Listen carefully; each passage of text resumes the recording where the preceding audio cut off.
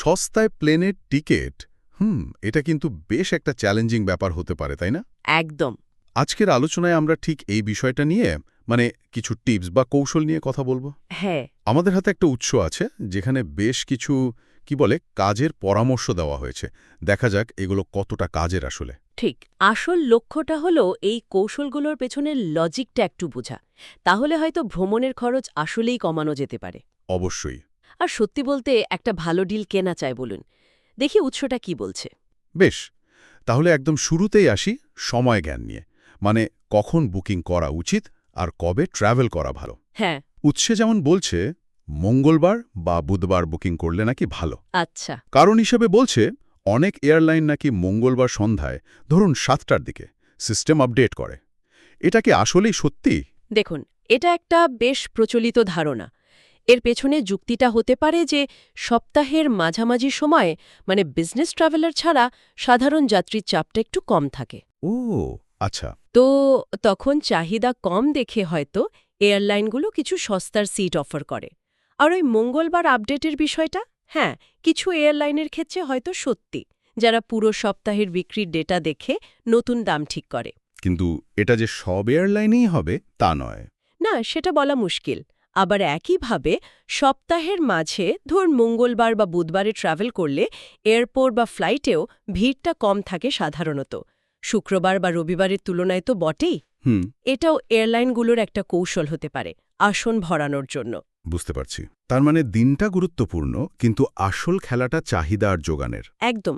আচ্ছা, এবার আসি দ্বিতীয় পরামর্শে। ঠিক কতদিন আগে বুক করা উচিত? এখানে বলা হচ্ছে অন্তত ২১ দিন আগে, কিন্তু আবার খুব বেশি আগেও নয়। এটা একটু গোলমেলে লাগছে না? হ্যাঁ, এটা একটু ট্রিকি। এখানেই আসলে এয়ারলাইন্সের দাম ঠিক করার একটা মূল কৌশল কাজ করে। কিরকম? ওরা তো ফ্লাইটের সিটগুলোকে বিভিন্ন দামের লেভেলে ভাগ করে রাখে।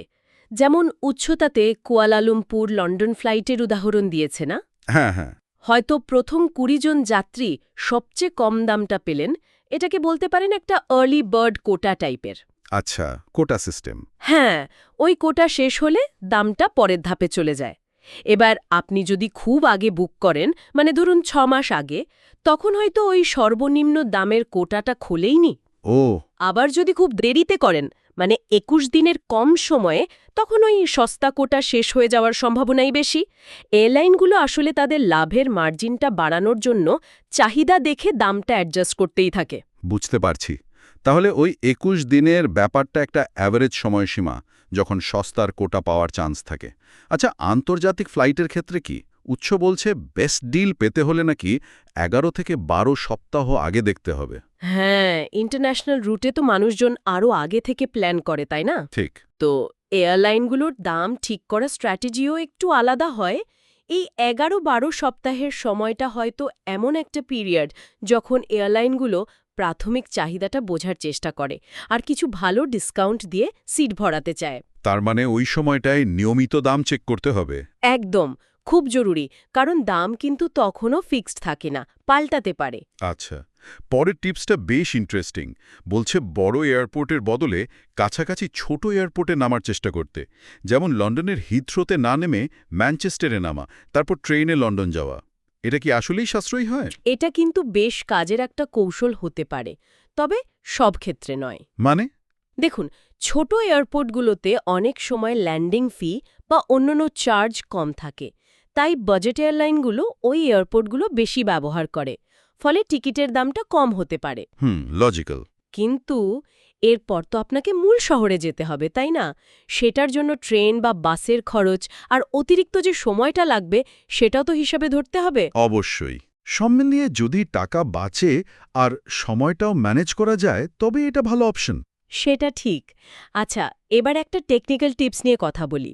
এই যে ব্রাউজারের কুকিজ ডিলিট করার ব্যাপারটা, ও হ্যাঁ, কুকিজ। বলা হচ্ছে একই রুটে বারবার সার্চ করলে নাকি দাম বেড়ে যেতে পারে। এটা কিভাবে কাজ করে? এটা আসলে ডাইনামিক প্রাইসিংয়ের একটা অংশ হতে পারে। যখন আপনি বারবার একই ফ্লাইটের জন্য সার্চ করছেন, ওয়েবসাইটগুলো কুকিজের মাধ্যমে সেটা ট্র্যাক করে। মানে ওরা বুঝে যায় যে আমি এটা কিনতে আগ্রহী? অনেকটা সেরকমই। সিস্টেম তখন ধরে নিতে পারে যে আপনার আগ্রহ বেশি, কেনার সম্ভাবনাও বেশি, তো এই তথ্যের ভিত্তিতে ওরা হয়তো আপনাকে একটু বেশি দাম দেখাতে পারে। বাহ! কুকিজ মুছে ফেললে বা ধরুন ইনকগনিটো মোডে সার্চ করলে এই ট্র্যাকিংটা এড়ানো যায়। তখন হয়তো আপনি একটা তুলনামূলক নিরপেক্ষ দাম দেখতে পাবেন। দারুণ পয়েন্ট তো। তার মানে আমাদের অনলাইন ব্রাউজিংয়ের উপরও দাম নির্ভর করতে পারে। হ্যাঁ, পারে বইকি। আর শেষ পরামর্শটা তো খুব বেসিক কিন্তু জরুরি। দাম তুলনা করা। Sky scanner, Google flights, kayak এই টাইপের সাইট ব্যবহার করার কথা বলা হয়েছে। অবশ্যই। এটা তো সবচেয়ে গুরুত্বপূর্ণ ধাপগুলোর একটা। করতেই হবে। কেন? একই ফ্লাইটের দাম কি আলাদা হয় নাকি বিভিন্ন ওয়েবসাইটে? হতেই পারে।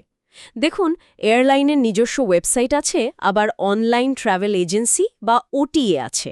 এদের মধ্যে ডিল বা কমিশনের হারের ওপর ভিত্তি করে দামে ফরাক হতে পারে। ও আচ্ছা।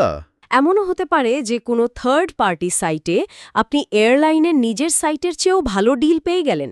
তাই তুলনা না করে হুট করে টিকিট বুক করা মানে সেরা ডিলটা হয়তো হাতছাড়া হয়ে গেল। একদম ঠিক। তাহলে পুরো আলোচনা থেকে যা বোঝা গেল, সস্তা টিকিটের জন্য কয়েকটা জিনিস মাথায় রাখতে হবে। ঠিক সময়ে বুকিং আর ভ্রমণ করা, মানে ওই মঙ্গলবার বুধবারের ব্যাপারটা। হ্যাঁ, আর বুকিংয়ের উইন্ডোটাও খেয়াল রাখা।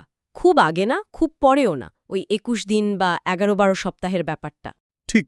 আর বিকল্প এয়ারপোর্ট ব্যবহার করা যায় কিনা দেখা, ব্রাউজারের কুকিজ পরিষ্কার রাখা।